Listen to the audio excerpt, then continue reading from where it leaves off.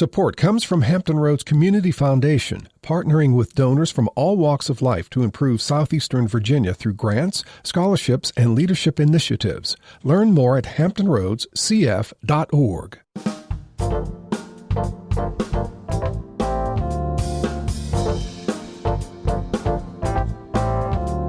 Hello, everyone. I'm Barbara Ham-Lee. Here's a sobering statistic. 4 out of 5 African-American women are overweight or obese. How about this one? 20% of African-American children are overweight or obese. There are many reasons why, but one overarching reason is a lack of access to healthy food, particularly for those who live in low-income neighborhoods. On today's Another View on Health, organizations that are making a difference, using creative ways to educate our youth and adults about healthy eating. Another View on Health with cardiologist Dr. Keith Newby. That's coming up next, right after this national, regional, and local news from NPR and WHRO News.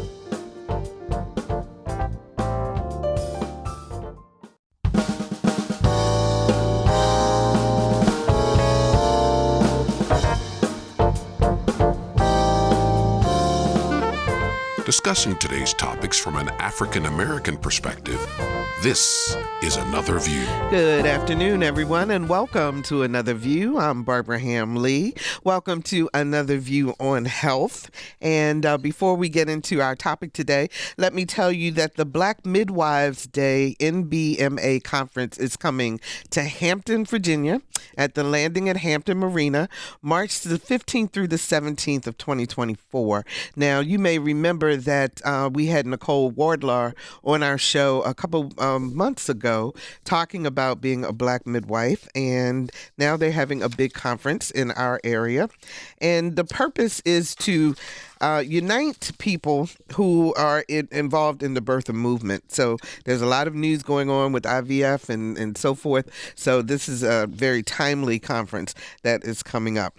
And the people who they are saying should attend, Black midwives, student midwives, and their allies, maternal and child health care professionals, doulas, lactation consultants, and other birth workers, and individuals, groups, organizations invested in advocating for midwifery. So it sounds like it's going to be a great event. If you want to know more information or to register, go to blackmidwivesalliance.org. That's blackmidwivesalliance.org. Weight loss is a multi-billion, with a B, dollar industry, with everything from the latest diet to injections of medications designed to keep you from eating. But for many African Americans, medicine and diet fads don't work because they simply don't have access to healthy foods. On today's Another View on Health, we're talking with organizations who are using innovative ways to educate youth and adults on how to eat better and to get healthy. Joining me here in the studio is Peggy Newby. She's a nurse and a board member with the James E. Newby Jr. MD Foundation. That's a mouthful. Hi, Peggy. Hello. Thanks so much for being with us today. Beverly Grandison, she is a certified health coach with Infinity Empowerment Services. Hey, Beverly. Hey, Barbara. How are you? Thank you. Zanarius Freeman, did I say it right? You did. Thank yes.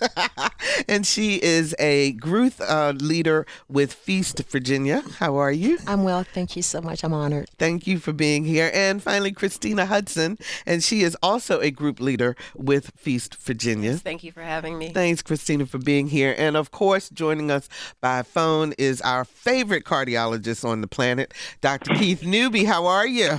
I'm doing well. I tell you, I like that the planet. Okay. On the whole planet. How about that? Thank you. And listen, I appreciate it. And we have to start out by doing a little disclaimer because the very first person I introduced, Peggy Newby, I think has some kind of connection to you. Oh, that's my absolute most favorite person in the world. Absolutely. My darling wife, who I love dearly, who I really, and she's going to definitely take the lead role because this is her area of expertise. I'm just filling in.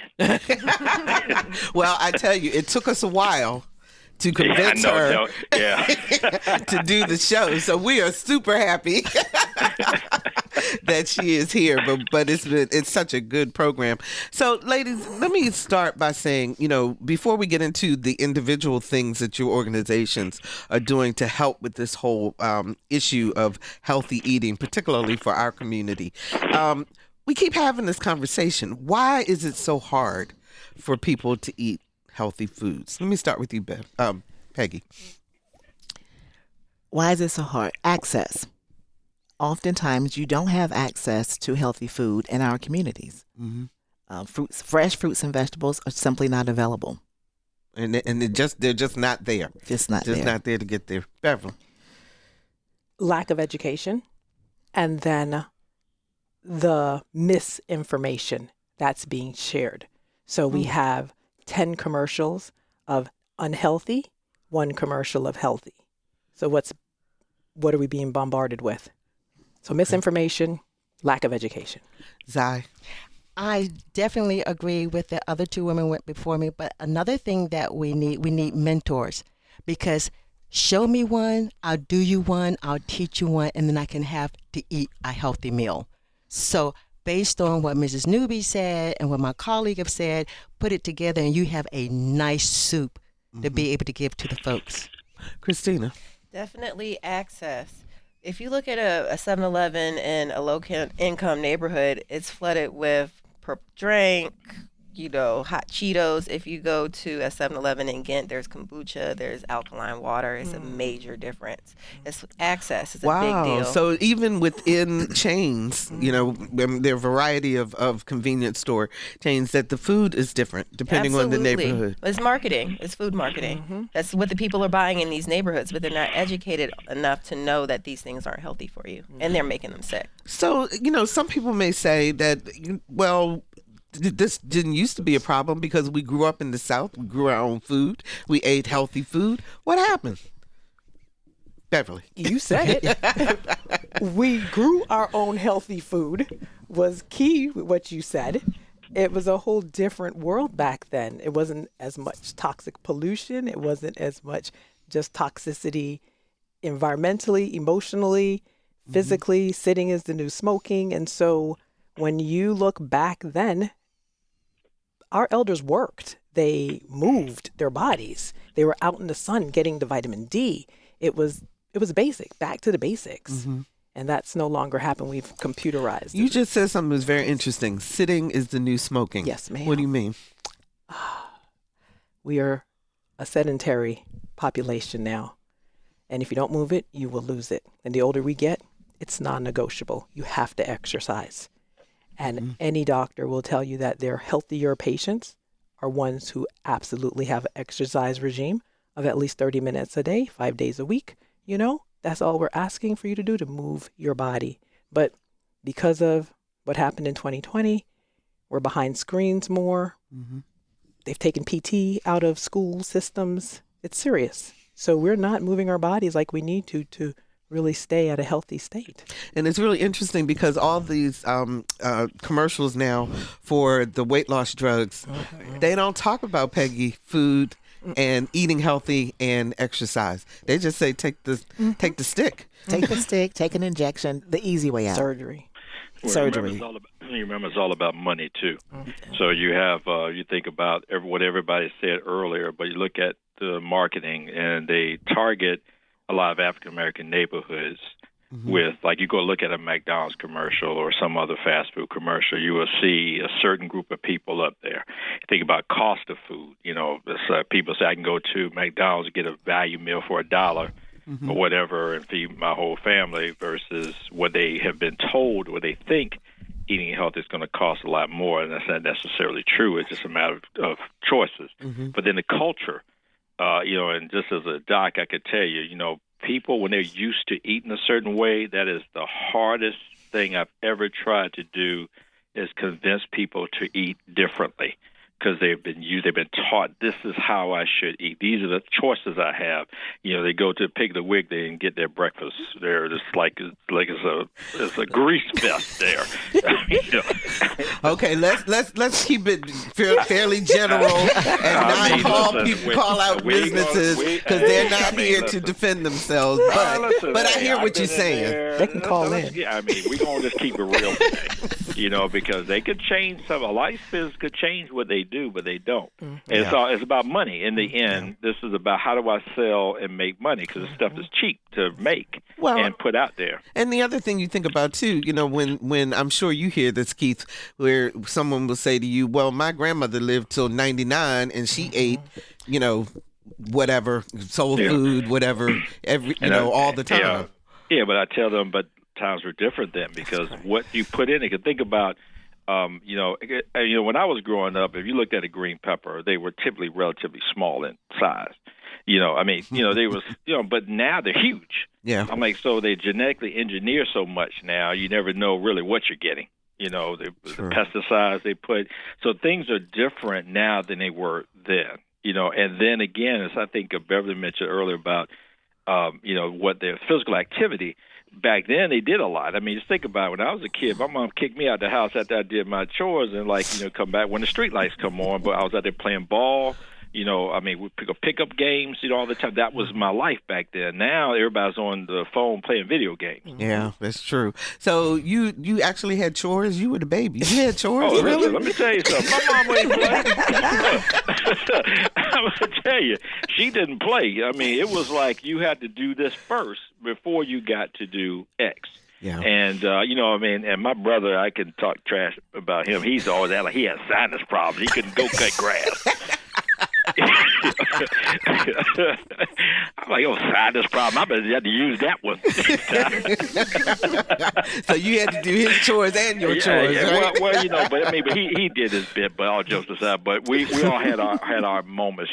What we had to do. My mom had a big yard. I had to go out there cut that mess on Saturdays. And it was like 90 degrees out. But that was, and I say all that to say that this was the physical activity part that we don't have now, and that does impact that 30 minutes.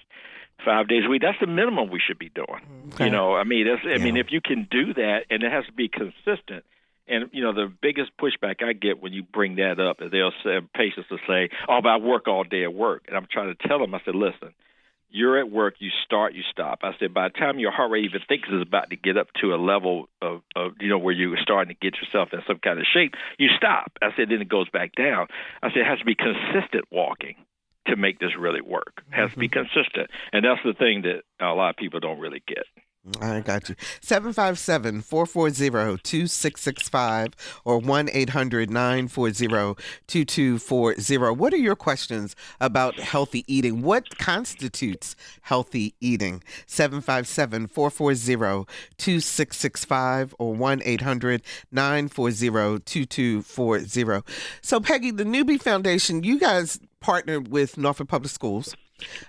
Because you took the position that starting with the children will teach the adults. Yes. What happened was I was noticing in my field of nursing is the ages of students that had chronic diseases was between 18 and 25. Chronic diseases, this is hypertension, diabetes between that age group. And it was concerning. Mm-hmm. So I said, we have to get to them younger. So we did partner with the Norfolk Nutrition Department, who I was so excited. They were already thinking along those same lines. And the synergy was there. So they are truly our partners in this. And they have allowed us to utilize their kitchen. They've come alongside us and recommended schools and the teachers who would embrace this, and it has been a phenomenal experience. The children are super excited. The teachers report the willingness to come to school, and they oftentimes are excited about eating the fruits and vegetables because they grew them. So tell us about what you actually have in the schools. So we have actually placed vertical aeroponic gardens in the schools. The kids actually put the gardens together. They plant the seeds. They maintain the gardens, which requires them to check the water, the minerals, make sure the balance is correct. So they're learning about science, they're learning about pH, and they are so excited when the vegetables start to take off and they start to grow, and then they eat them, and then it's the best thing since sliced bread. It's better than anything they can purchase in the store. So the hard work is done, Right. because they are excited about eating vegetables. And they can see where they actually come from. Beverly, tell us about these machines. So this is This tower my garden. happy space. I'm just grateful for Newby Foundation, bringing me in to partner and just really educate these kids to another level. The vertical gardens are aeroponic, so they learn about aeroponics, air and water, and they understand that it grows faster. You're using less water. You're using less space because it's vertical. And they get an amazing experience because it grows so much faster. And so because it grows so much faster, they want to come to school every day. And then there's a curriculum that's tied to it that the schools can actually purchase, the Green Bronx machine curriculum, and 100% of teachers experience positive benefits. Okay, and his statistics are amazing with it. Wow. And what we're experiencing, kids want to redo this, and they take control, and now they're thinking healthier because Newby Foundation ties into nutrition, of course, part of that, which is so critical. And just the collaboration of other organizations coming in. We have towers all over Hampton Roads, across the bridge here. Yeah, there's a lot. In school districts Absolutely. across the area. Absolutely. In every school district, as a matter of fact. Oh, wow. And Franklin. Yeah, it's amazing. So with SOLs and, every time I hear about something that's kind of outside the traditional curriculum, did you get any pushback, either one of you, in terms of how teachers were able to incorporate this? When did the students get to go to the cafeteria, for example, to actually harvest or trim or, things that they have to do in order to keep the growing going? So different schools have a different approach. Some, the towers are in the cafeteria. Some are actually in the classrooms where they take ownership. There was no pushback because this particular curriculum goes along with the SOLs. So it's particularly fourth grade, I believe that's when they get plant life. So this absolutely follows along that line of it helps the students because it's tangible. And so the teachers are reporting increasing grades because it's one thing to teach a program, but to be hands-on for a visual learner, that's incredible. And then behavior improves. Yes. Focus improves. I mean, we have what we say challenge student become the tower guardian, and they have more responsibility now. And it's a game changer completely. And when rolled out properly, and the teacher especially is 100% engaged, it's a game changer for the classroom, if not for the entire school. So are the kids, did you have children who had not experienced some of the foods that you're growing, and how did you guys work that in? And Feast Virginia, I have not forgotten about you. We're coming to you. So I got to jump in real quick because we have students who, when they see it first, they're like, I would never eat that. I don't eat that. It's nasty. I don't eat that. But then they plant that seed themselves and they see that thing growing. And then at the time of harvest, I got pictures, Barbara. I can show you pictures of my haters who become lovers. What was the biggest hater? What was the biggest vegetable they were like, we're not feeling? Well, really just even the lettuces. Yeah. Wow, Believe it or not, really? chard is one. We had, Peggy, tell them about my basil eater. Tell them about your basil eater. We had one student that absolutely told us, I'm not eating that. Emphatically, I'm not eating that. And this student today will go by the garden and will pull basil off. Yes. And we'll just eat eat basil. basil. Yes. Eat basil. So we know we're doing the right thing. Yeah. Because they are going back home, telling their parents, and that's where, you'll hear about it more of where we need to help the parents. And we're going to get to the parents next, because that's where FeastVA, among other projects, comes in terms of working with the adults. But our phone lines are lit up. So I want to take, and Dr. Newby, I haven't forgotten about you. You got anything I told you I'm in the background. Okay, I'm all in the right. background. You do your thing. Let's talk to Scott in Gloucester. Hi, Scott. You're on the air. Hi, good afternoon. Hi. Going back to your topic about sedentary, use it or lose it, screen time in young people these days and the physical health. I'd like to get your take on the impact of that sedentary screen time on mental health. Okay, let me see if anyone here feels that they can answer that question. Thanks, Scott, for the call. I'm a professional counselor by You're a trade. professional counselor by trade. Then Right. go, Beverly. And so exercise actually can do just as well, sometimes if not better, than medication. Okay, so exercise is that critical to mental health. As a professional counselor, my first go-to is, after your belief system, what's your nutrition? And what are we eating? Are you dehydrated? Is that why you're feeling depressed? Are you exercising to get those endorphins pumping and have feeling good? That alone can change your health trajectory. So caller on the line, super question, but absolutely 100% exercise is directly linked to mental health and how well your mental health was going to be. Okay. Let's talk about Feast Virginia, because we've gone from the younger folks. You guys focus on younger kids too, because you do a summer camp and so forth. But you have a program where you're teaching adults how to eat more healthy. Christina, talk to us about the program, about Feast Virginia. Well, Feast is a actual miraculous program because we're seeing great results.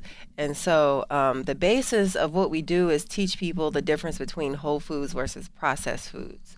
And so our class is pretty much nutrition education for an hour, and then we have a sharing circle where everyone can kind of chime in about their week and how they've been eating, and then we do a cooking demonstration. And so a lot of the times we're introducing them to things that they didn't know how to cook, have never had, and it actually tastes good. And that's the surprising factor. And we're teaching people how to cook with different herbs and acids and minimal salt. And I mean, they're losing weight. They're drinking less sodas. You know, it's a game changer, and we're seeing the trickle down effect because as a grandparent, you're also a leader for your children as well. And so we had one participant say that her grandson's favorite breakfast is avocado toast now. Yeah. Oh, wow. That's awesome. So, Zai, what in those circles, because I was very curious about that, what are people saying about their relationship with food and why they may or may not be able to eat more healthy? Well, one of the things that we had talked about was accessibility and actually having someone to mentor. And with the Feast program, and just so that everybody what Feast mean, it means food, education, access, support together. So when you put that together, you have whole foods. When you're talking about whole, that's one. Whole people, that's everybody, and whole communities. There is nothing that's fractured. So based upon that, what Chrissy said, that what we're doing, we are teaching them, sharing with them, but the feedback that we're getting is that they didn't know. What didn't they know? Remember the periodic chart that you had in chemistry? They are learning how to read labels. They are learning how to interpret that the first 5 ingredients on a label is what is in the content of the food. And we also talked about modified food. And with this modified food, it is that they're gaining this excess weight. And just give you a little bit of tidbit. In the 1500s, as Americans, we were only consuming 4 pounds of sugar. In the 1800s, we went to 8 pounds of sugar. In the 1900s, we were eating 50 pounds of sugar. Now we're in the 21st century, and we are eating individually between 100 pounds to 150 pounds of sugar. A year. A year per person. Like a 5-pound bag of sugar a week. So Wow. we're talking about a whole year. And so as Beverly is speaking to my right, and as Chrissy had made the statement, if you could imagine taking a 5-pound bag of sugar and you multiply that. So we're teaching the people, but more importantly, they are seeing some turnarounds in their health. They're seeing turnarounds in their numbers, but more importantly, we want to teach them how to eat and how to use plant-based. We're not forcing and we're not pushing being vegan or being a vegetarian, but what we're teaching families of how you can eat together and eat on a budget, and that's important. If you're just joining us, we're talking about healthy eating with Peggy Newby of the James E. Newby Foundation, Beverly Grandison, certified health coach with Infinity Power Empowerment Services, Zenarius Freeman, and Christina Hudson, both are group leaders with Feast Virginia, and my co-host for Another View on Health, cardiologist and director of community health improvement and engagement for Bon Secours. That's a lot, isn't it? Dr. Keith Newby. 757-440-2665 or 1-800-940-2240. Mike joins us from Virginia Beach. Hi, Mike. You're on the air. Hey, I really appreciate the show. And just, I guess, the comment and the question is, we really know about fruits and veggies and lean meat and moderation. But, a lot of people, like my grandfather's like, he'd eat corned beef hash with eggs every morning. And you look at it now, it's like 30 grams of fat. And not only that, but people react differently. Their bodies are totally different. Like I could eat a banana and my blood goes one way. My brother could do it and it goes another way. But don't you think awareness or medical or informing a person where they're at or letting them, I guess, enlighten them where they're at? How do you address that? Okay, let's see. Let me start with Dr. Newby on that one. Okay, so I would assume you're talking about enlightening them on their health itself or how this may be impacting their health. Mm-hmm. I think the first step they have to do is go see the doctor, because a lot of people, that's an issue, where people don't want to go and see a physician. And then, that physician, and I would say we have to take the hit on some of this. Are we pushing the envelope about where you are? And I have this conversation with people all the time, because what happens is your lifestyle impacts the illnesses that impact the heart. So I think Peggy mentioned earlier about the hypertension, diabetes. I'm always on my high horse with that, because that affects our population probably more than anything else, which leads to kidney disease and subsequent problems. So the first step to me is always you do your initial evaluation. You get the patient in, you look at their height, their weight, BMI, then look at their lab variables, their general blood pressure, all that. Once you've seen that, then a lot of times I will say, well, let's talk to me about what you eat every day. Mm-hmm. And, of course, every person who's 100 pounds overweight says, but doc, I don't hardly eat anything. And I said, well, now, we have to live in reality. That's the problem. So, I mean, and I say that's the first thing is you have to understand what you may think is not a lot, maybe more than what you need. I say, because when your body takes nutrition, whatever it doesn't need, because again, if you're in a sedentary lifestyle, that means you're not very active, you're not burning many calories, so your needs are less. And that's the thing that you try to have to get people to understand is that's what I'm saying. For us, it's changing the culture of how you think your life should be.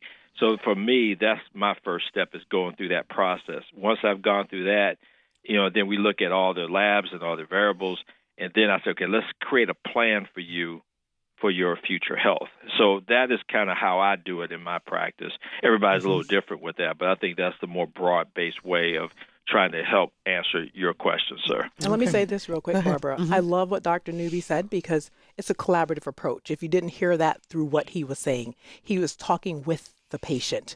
And every doctor, he's saying it's a broad stroke, but that needs to be like the standard, right? And like he said, most people don't even want to go in for their yearly checkup. Exactly. Once a year, at least get that checkup to get where your baseline is.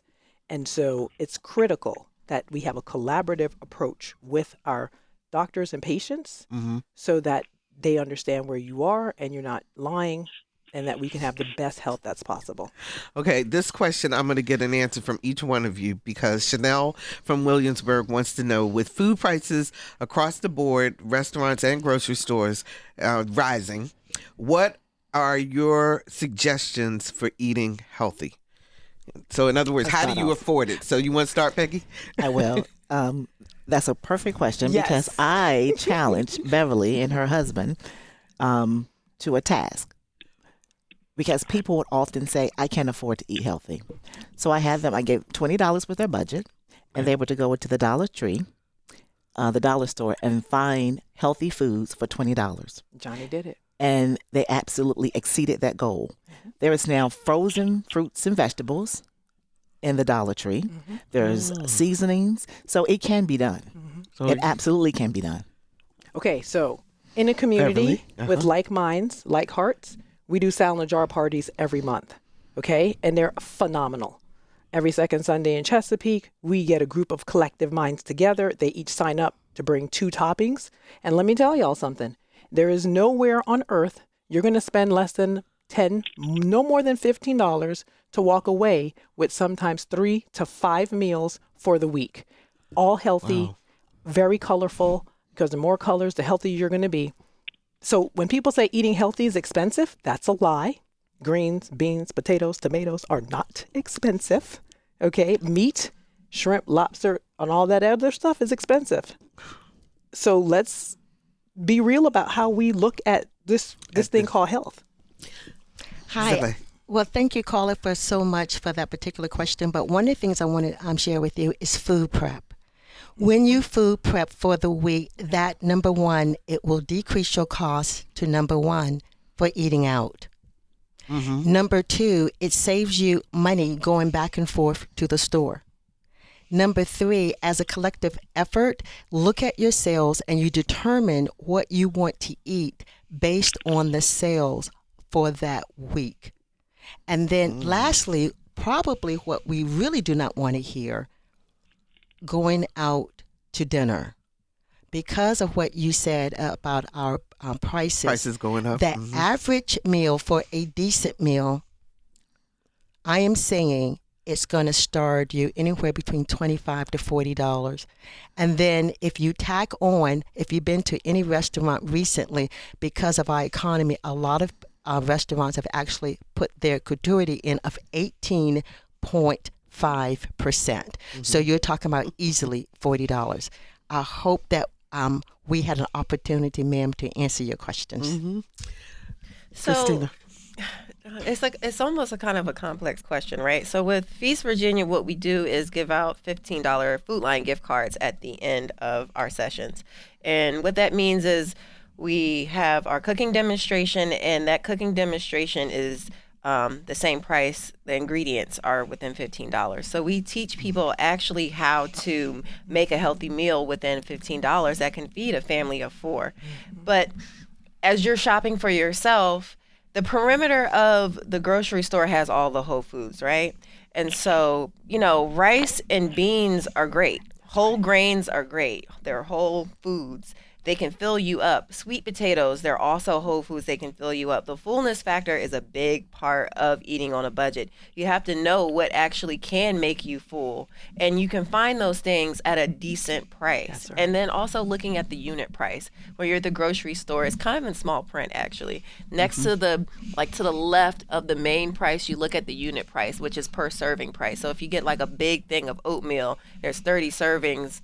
It might be $3 or something. So it's 30 cents a serving. But if you go and look at Quaker Oats and the packaged ones, and it might be $10 or something like that. But so the way that you decide to buy the food also makes a difference. It makes a big And when I go out difference. to eat with my husband, because he still eats meat and stuff, my meal is usually less. Honestly, when we go out because to eat, you eat, are you strictly I'm all plant-based? plant-based. Correct. Okay. Correct. And so is that a conflict in your house? Not at all. Not at all. He's like 85%, and it's very sparingly, and he knows the benefit of plants. Plants is medicine. Food heals, prevents, reverses disease. And so when you know that, and of course I got forced into that. I got forced into that because that was never on my radar. But when you get sick and you have autoimmune diseases, which they say we both have, you make some lifestyle changes. Some lifestyle changes for real. So what we want is for people to not have to wait till then. How about do preventive measures so that you can take control of your health and be in the driver's seat? Exactly. 757-440-2665 or 1-800-940-2240. Nikki joins us from Virginia Beach. Hi, Nikki. You're on the air.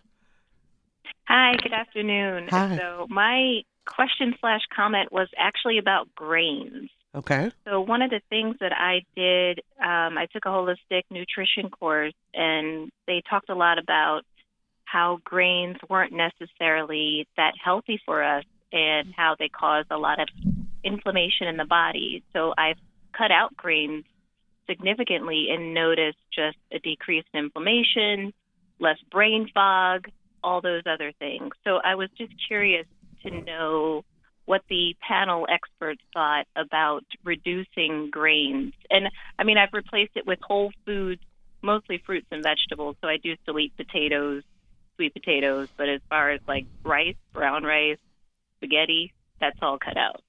Okay, thank you for that call. Peggy, is that gluten? I mean, is that a part of it? It's a part of it, but oftentimes it's how your body responds to things. Some people can have grains and it's totally fine for them. So you have to know your body first and foremost. And this is what I tell people. We can stop chasing all the hype, okay? Keep it simple. Let's go back to the basics. Grains are good for your body. Again, as Peggy said, just you have to know your body. And so some people are gluten intolerant, some are not. Right. The other thing is the non-GMO organic. That is sort of important. Now, yes, that's going to cost a little bit more, but at the end of the day, if you're that concerned, then the way it's processed is always very important. And so the less processing, then the healthier that choice of whatever you decide to buy is going to be.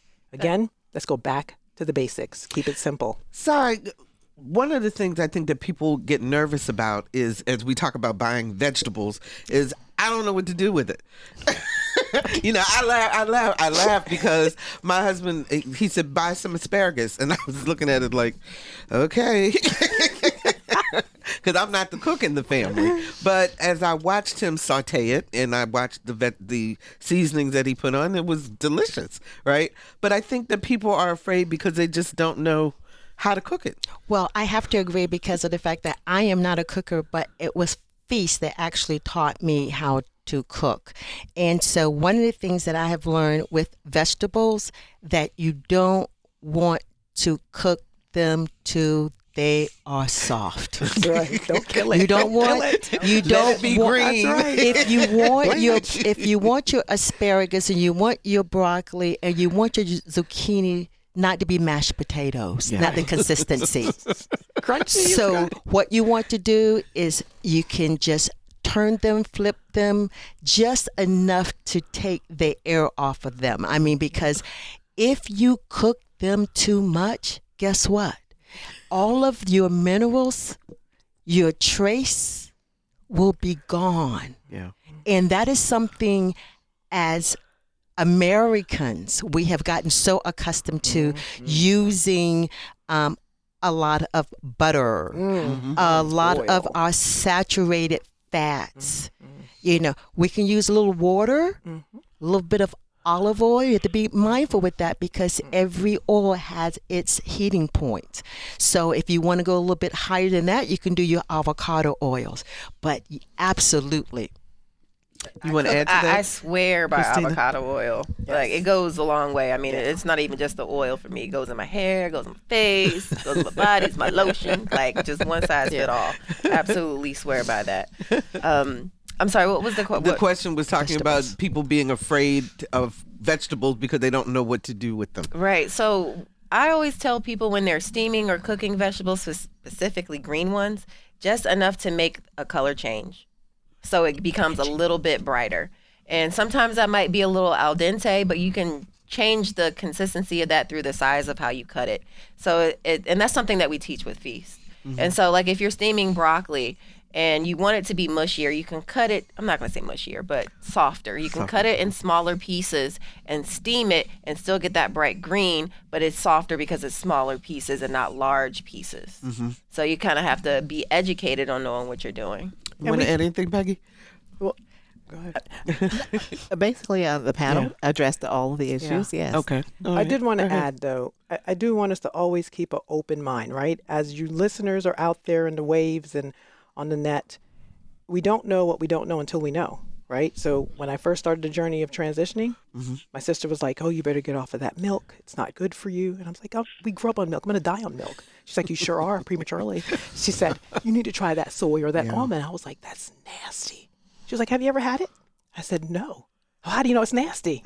So I make meals, and Peggy is a recipient. I hide stuff in it. We hide stuff in brownies. We hide stuff in all kind of stuff, right? We make like zucchini and brownies or something like that. Yes, it can be done. It can be done, right? And ice cream. The ice cream. And the ice cream. That's true. And so it's all vegetables. Tastes like what about ice cream? Yes, all vegetable ice cream. Sweet potato ice cream. Yes. All vegetables. Pumpkin ice cream. And it tastes like avocado ice cream. Right? And so people have to understand that food. Keith is laughing. I can hear him. Delicious, healthy food is delicious. Let's change that paradigm. Okay, let's take out the narrative that eating healthy is expensive, that eating healthy is nasty, that you got to eat grass. That is not true. Let's stop those lies up front and debunk the myths and open your mind to just try it. You might not like it the first time, and that's okay. Maybe it wasn't made the way it needed to be made. Cauliflower, the cauliflower bites that take the place of chicken wings. What? What? And I'm healthier for it, right? You're laughing. I'll tell you, as a treat last year, what we did for the students that participated in the vertical gardens is we made ice cream for them. Yes. Out of vegetables. Yes. Now, I did not tell them what was in it until after they've eaten it. And I asked them how it tastes, and did they like it, and they loved it. They came back for seconds, and it was 100% made with vegetables. Wow. Yes. Did you try it, Keith? Yeah, actually I did. I was. I have to say it was good. Peggy does a lot of experimentation, so she's like, but that's okay though, because like she'll do a couple of different batches of it. She said, "Try this," and she can throw down now. I will have to say, and she did some. Peggy, what did you make? I told you I really gave you a lot of credit for it. It's something you did a month ago. Oh, collard greens. I'm gonna tell you, because our people, we do the fat back and the bacon grease and all this other stuff. So we can take something good and jack it up really quick. I don't know what she did. Put her foot in it. Hey, I'm gonna tell you, she put both of them in that. Those were the best collard greens I ever had in my life, and she told me there was not a tap of salt in it. Okay, now what did you do, Peggy? I started using seasonings by the company Precise Portions, and they have a variety of seasonings, Caribbean-based, no salt. Absolutely no salt. So using no salt and using other spices in order to bring out the flavor. And you can do that. And then you don't cook it forever. No, do not cook it forever. But it makes a big difference. And I'm one of those who used to use a smoked turkey and all those other things. But I said, let me try this, because we have to change the paradigm of our health. That's and you heard the testimony. That's right. So I was thinking because when my husband and I first got married, Maxie made, I had never seen anybody saute collard greens, because I was used to the fat back, cook them all day in the pot, the whole nine. And I'm looking at him like, what? And it was really good. I mean, and so really trying different things and it takes a while, I think, though, to change your palate, and you've got to be willing to hang in there and let that palate change happen. And staying within a great community. When you do that, it helps keep you accountable. You have fun. And you all are partying with a purpose. If we're going to have, if we're not going to have fun, we're not doing it. But then we need to be deliberate and intentional with how we're going to live this life for this next generation. And I know we talked a lot about being overweight and so forth, but it's more than weight. It's more about your health overall. Yes. Correct? Dr. Newby, you want to respond to that? Yeah, but it's a combination of things. I mean, weight's important, but it's not just that. It's like I tell people all the time. I say, if you are, like, people tell me that they don't want to, take certain meds or do vaccines or whatever. And I'm like, well, it's always your choice, because they'll say, well, I run every day. But it's not just that by itself. It has to be, it's like you have to look at yourself like a program. What's my program going to be to put me in my best position of health? And I tell people all the time, I don't prescribe medicines all the time. A lot of times, I tell people, like, if their pressure is X number or X amount, I said, you'd be surprised how you can reduce your blood pressure just on lifestyle change. But you got to do it. And you can't say, okay, I'm going to do this one thing but not the other stuff. And that's where we run into a problem in this country, in my opinion. It says we'll do half the job but then get upset because we don't see the benefit. But you can't just stop there. You got to do it as a program, and you have to take every piece and put it to the great puzzle for that outcome you're looking for. 757-440-2665 or 1-800-940-2240. Edwin joins us from Portsmouth. Hi, Edwin. You're on the air. Edwin! Is this somebody you know? Edwin, are you there? Yes. Can you hear me? Yes, Edwin! we can. This is our group leader, Edwin. I snitched. Okay, sorry, Edwin.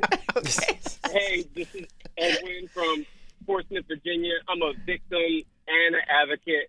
I'm also a group leader with Feast Virginia. Great. And I've participated in the Newby Foundation event too. Fantastic. So what was your question or comment, or what comment did you want to make? I'd like to just ask a question to the group. Sure. With the great organizations that are on right now, they're very comprehensive, holistic, and have our whole person and body and mind. And that's just not what's out there. That's not what I have access to as a citizen and as a father. And so I'd like to see more of stakeholders, people who are in these industries who get paid to do what they do, because that's my issue, is that I'm trusting the sources that are supposed to be taking care of me. I know now that I shouldn't be doing that, but I'm looking for all of our stakeholders in our community to really start pushing this way of educating us and make sure that we have the information, have it accessible. And, I want that as a citizen. I believe there's more of us out there that want that. Okay. All right. We'll talk about it here with the panel. Let me ask you guys, first of all, tell Peggy how people can reach you all if they want to know more, and also with Feast. So how do they reach you? They can reach us by going to our website, thenewbyfoundation.org. Newbyfoundation.org. And how do people get in touch with Feast? And is there a charge for the services that you guys provide? So that's a loaded question. Yes, there is a fee. Okay. And we would love to have our program sponsored. We have partnered with Bonds Accords, which has been very helpful for us, but it is not a free service. And so to join the class, you have to pay a fee? No, not to join the class, but to host a class. To host a class at a specific institution. You can find our website is feastvA.org, and you can find all the information there, and you can write us a note. There's also a donate tab there too as well. To ask for, but people who want to come just to learn how to read labels, how to take a part of the 5-week class, there is no charge, or there is a charge? There is no charge. There is no charge. There is no charge. And how do they register online? So with that, you would have to have a person that would be interested of actually developing a group, because it is based on a group participation. It's a minimal between 8 to 12. We say 12 because of the fact that it causes a cohesiveness with the group. Once we have a person of interest, then we have what we call a meeting of interest to find out what the people really need and what they really want. Once we do that, then we determine, and I would be amiss if I did not mention our chief advocate in the corporate world. She would be the executive director. That's Beverly K. Sales. And then we would connect with her, and then we would try to be able to have a group. Again, it's exactly what Chrissy said. The program itself is free, but we have to have sponsors. My question would be, why would you need a sponsor? Because we have the food scholarships, and the food scholarships is to be able to support the men and the women to come to be able to buy what they need to be able to experience that food. And those scholarships, that's the gift card that you give them to go out and be able to purchase the food to be actually try the recipes. That is correct. Yes. All right, we only have about 4 minutes left, and I know the phone lines are lit up. I am so sorry, you guys, but we are just about out of time. So clearly this topic has made a big impact. Pick one vegetable or one fruit or something that you want to tell people, encourage them to try out? I'm going to start with you, Christina. Definitely avocados, because they keep you full. There's a lot of good fats in avocados. And I eat a whole one for breakfast in the morning, and I don't need to eat again until probably 2 o'clock. Wow. So it keeps me very full and very healthy, packed with nutrients. Okay. My food of choice is mushrooms. Mushrooms are relatively inexpensive. You also can go organically, but with mushrooms, they're very filling. They can take the place of meat, and you can do so many things with them. You can put them in a soup, you can put them in a salad, and it's just very pressed with the nutrients that our bodies need. Go mushrooms. All right. That's Beverly. hard to question, Barbara. Goodness. I mean, I like it all, right? So let me just throw one out. The first thing that comes to my head is sweet potatoes. Okay. I can eat it for breakfast, lunch, and dinner. And they're very nutrient packed and healthy. That bright orange is a great color. So let's go with sweet potato. But I mean, I like fruit. I like smoothies. You like it all. Yeah, I like it all. Peggy. I like them all, but one that I discovered this summer that I've been doing a variety of things with is spaghetti squash. Yeah. Oh, yeah. It's a good Yeah, one. it is. Yeah, you can That's do a a lot of good stuff one. with that. Okay. Now I want to ask one question about salad, because you were talking about people bringing the salads. And Keith, I'm coming to you. You're going to take the last 2 minutes. But there are certain things that are not healthy for salads. Is that right? Mm-hmm. So when you encourage people to eat salad, what are you telling them? To stay in the veggie lane? Really, honestly, and then add, if you need to add the cheese, the nasty cheese, and the other stuff, right? That should just be an addition. It shouldn't be the staple. And also, if you're going to have salad dressing, make sure you read the labels, make sure there's no high fructose corn syrup, make sure the less ingredients, and you should not have salad dressing left in your plate after you eat your salad. So don't drown it. Yes, correct. Dr. Newby, you have the last minute and a half.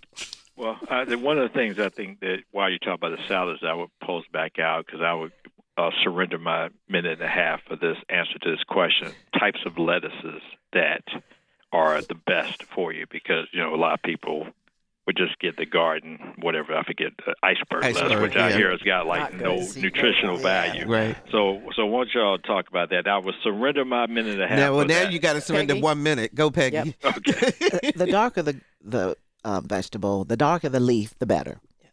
Okay. So And we can grow them all on the and we can grow them all on the tower. Yes, all kind of different. There's so many different lettuces. Yeah. Have fun with it. And like Dr. Newby said, if you just have to do the iceberg, mix it with some other darker romaine or Kale. Yeah, kale, Spinach. Spinach, kale, anything that's But dark. Do the green, leafy. the mix. Arugula. Yeah, arugula is spicy. A little Very spicy, but delicious. that's good. Wow, what a conversation. And obviously it connected with our audience, because our phone lines have been lit up. I am so sorry, audience. We are out of time. Ladies, thank you so very much for joining us. And I hope that people will pay attention and try something new.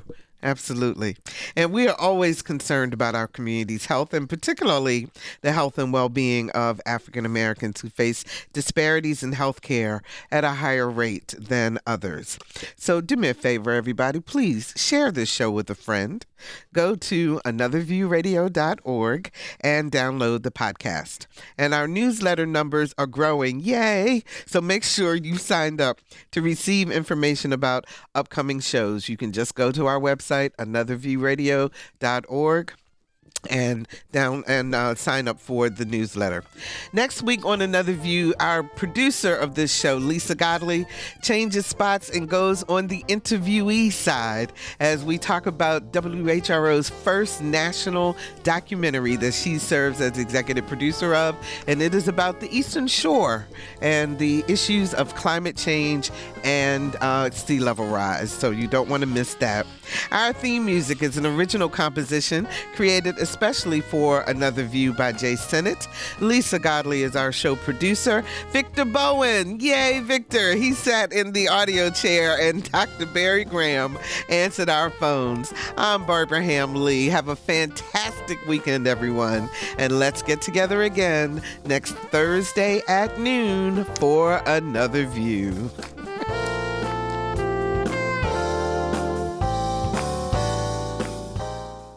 Support comes from Hampton Roads Community Foundation, carrying out your charitable wishes forever, whether it's helping shelter animals, feeding the homeless, enhancing the arts, or supporting students. Learn more at leaveabequest.org.